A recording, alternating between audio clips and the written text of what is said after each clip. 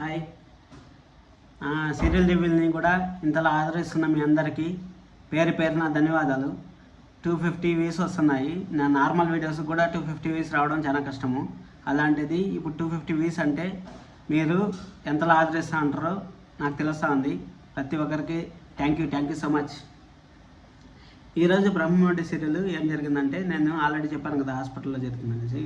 కానీ హాస్పిటల్లో జరిగింది ఒక 2 నిమిషాలు 3 నిమిషాలు జరిగింది. ఇంట్లో దాదాపు 10 మంది ఉన్నారు సీరియల్లో. 10 మందిలో ఒక్కరు కూడా కాఫీ పెట్టుకోవాలనేసి, ఒక్కరికి కూడా నువ్వు పెట్టుకోరా అనేది ఒక 5 నిమిషాలు డిస్కషన్ జరిగింది. అది జరిగిన తర్వాత కావ్య బయటకు వెళ్ళింది కదా, గుడికి వెళ్ళింది కదా. ఇంక కాఫీ పెట్టించేవాళ్ళు నా అత్త పెట్టుకోరా అంటే ఒకరు, కోడలు పెట్టుకోరా అంటే ఒకరు, ఎవరో ఒకరు పెట్టుకోవచ్చు కదా. ఎవరో ఒకరు తగ్గినారంటే బాగుంటుంది కదా. ఒక ఫ్యామిలీ అన్నాక ఇప్పుడు అందరూ ఒకటేలాగా ఉండాలని లేదు కదా. కొంచెం అన్నా ఒకరు తగ్గితే ఒకరు ఎక్కితే బాగుంటుంది కదా. పెద్దవాళ్ళు కూడా కొంచెం తగ్గితే బాగుంటుంది ఒక్కోసారి. నేను ఎందుకు చెప్తాను అంటే, 10 మంది ఉన్నారు. 10 మందిలో కూడా ఒక్కరు కూడా కాఫీ పెట్టుకోరాకుండా అందరూ సోఫాలో కూర్చొని చోద్యం చూస్తా అన్నట్టుంది. అది దానికోసం చెప్తాను నేను. అదేవిధంగా మళ్ళీ బాబు ఏడుస్తా అంటే అందరూ పైకి చూస్తారు. పైకి చూసినా కానీ ఒక్కరు కూడా బాబు ఎందుకు ఏడుస్తా ఉన్నాడు, మనం పోయి తెచ్చుకుందాము అనేసి ఒక్కరు కూడా ఆలోచించలేదు. మగవాళ్ళే కష్టపడతా ఉన్నా కానీ ఏమోలే మామూలుగా ఏడుస్తూ ఉంటాడులే, పాలు కాకలకి ఏడుస్తూ ఉంటాడులే అనేసి వాళ్ళు ఏమంటే వాళ్ళ అబ్బాయి కదా, చిన్న అబ్బాయి, ఎవరు పడుకో మనకేంలే అనేసి కేర్లెస్. ఈ డబ్బులు ఉండే వాళ్ళంతా ఇంతే కేర్లెస్. ఏముందిలే వాళ్ళు వాళ్ళ బతుకులు వాళ్ళు బతుకుంటారు, మనకి ఎందుకులే అనేసి కేర్లెస్గా చూస్తారు కదా. అదేవిధంగా సీరియల్లో జరిగేది కూడా అదే జరుగుతూ ఉంది. ఆ విధంగా జరుగుతూ ఉన్నప్పుడు ఏమైందంటే, సరే అనేసి మళ్ళీ కావ్య వస్తుంది. కావ్య వచ్చిన తర్వాత ఏమైంది బాబుకి అనేసి పోయి అడిగితే పాలు తాగలేదు, 1 అవర్ వామిటింగ్ అయింది అనేసి రాజు చెప్తాడు. రాజు చెప్పిన తర్వాత సరే అనేసి హాస్పిటల్కి తీసుకెళ్దాం అనేసి హాస్పిటల్కి తీసుకెళ్తే, హాస్పిటల్లో నేను ఆల్రెడీ మీకు చెప్పాను, మన పాత రివ్యూలు చూసిన వాళ్ళకి ఆల్రెడీ తెలిసి ఉంటుంది ఏం చెప్పాను అనేసి. మళ్ళీ ఒకసారి చెప్తాను ఏం జరిగిందంటే, వాళ్ళ హాస్పిటల్కి తీసుకెళ్తే తల్లి ప్రేమ కావాలి. యాక్చువల్గా కావ్యని వాళ్ళ మదర్ అనుకుంటుంది డాక్టర్. ఎందుకు ఇవ్వట్లేదు పాలు, ఎందుకు ఇవ్వట్లేదు అనేసి కావ్య అడిగే ముందుకి, నేను వాళ్ళ సొంత తల్లిని కాదు, ఈ విధంగా వాళ్ళ సొంత తల్లి విడిపోయింది అనుకుంటే, డాక్టర్ ఏమేమో ఆలోచించుకుంటే, డాక్టర్ బహుశా డైవర్స్ అయిందేమో లేకపోతే ఏమైనా ప్రాబ్లం అయిందేమో అనేసి డాక్టర్ ఆలోచించుకుంటుంది. మేము ఏం చేయలేం, మీరు ఏ హాస్పిటల్కి తీసుకుపోయినా ఇదే జరుగుతుంది, మీకు తల్లి ప్రేమ కావాలి అనేసి చెప్తుంది. చెప్పినప్పుడు ఇంకేం చేస్తారు వాళ్ళు, సరే అనేసి ఇంటికి తీసుకొస్తారు. ఇంటికి తీసుకొచ్చే కొందికి రుద్రాంగి దేవి వాళ్ళ మానస్ అంటే ఉన్న వాళ్ళ ఒరిజినల్ పేరు చెప్పాను, రాజుని నిలదీస్తుంది. ఏమైంది అనేసి. ఇంకా ఎంతమంది ఉంటారు, 10 మంది ఉంటే 10 మంది రాజుని నిలదీస్తూనే ఉంటారు.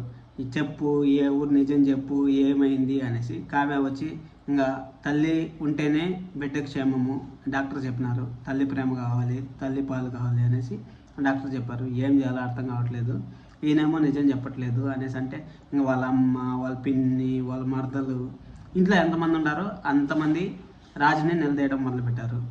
నిలదీయడం అంటే నేను రివ్యూ చేస్తా ఉంటేనే మీకు సీరియల్ చూస్తా ఉంటే అర్థమైపోయినట్టు. ఇంకా బ్యాక్గ్రౌండ్ మ్యూజిక్లు, ఫేసులు చూపించడాలు అవంతా జరుగుతూనే ఉంటాయి కదా. దానికోసం అనేసి మీకు లైట్గా టచ్ చేసుకుంటూ వెళ్తా ఉన్నాను. అది అయిపోయిన తర్వాత పెద్ద ట్విస్ట్ అయితే ఉండేటుంది. నాకు తెలిసి రాజు వాళ్ళ నాన్న ఏదో మిస్టేక్ చేసినాడు. రాజు వాళ్ళ నాన్న మిస్టేక్ చేయడం వల్లనే ఆ బాబుని రాజు తెచ్చి పెంచుకుంటా ఉన్నాడు. ఎందుకంటే రాజు వాళ్ళ నాన్న కూడా హాస్పిటల్కి పోయాడు. రాజు వాళ్ళ నాన్న పోకూడదు కదా, ఆ ఇంట్లో అందరూ కోపంగా ఉండేప్పుడు. అదే ఏదో లింక్ ఉండేటుంది. ఇది గుర్తుపెట్టుకోండి, ఖచ్చితంగా ఇంక 3-4 రోజుల్లో ఇది రివీల్ అవుతుంది. అప్పుడు నా ఛానల్ని మీరు సబ్స్క్రైబ్ చేసుకోవాలి. మీకు గుర్తొచ్చిందంటే ఖచ్చితంగా సబ్స్క్రైబ్ చేసుకోవాలి, సరేనా. మళ్ళీ తర్వాత రాజు ఏం చెప్తాడు, ఇంకా రాజు నిజం చెప్పేస్తాడేమో అనేసి అందరూ చూస్తా ఉంటే, రాజు నేను ఇప్పుడు ఏం చెప్పలేను, మళ్ళీ తర్వాత చెప్తాను, నాకు టైం వచ్చినప్పుడు, నేనే తల్లి తండ్రి అన్నీగా ఉంటాను ఈ పిల్లోడికి అని చెప్పేసి రాజు చెప్తాడు.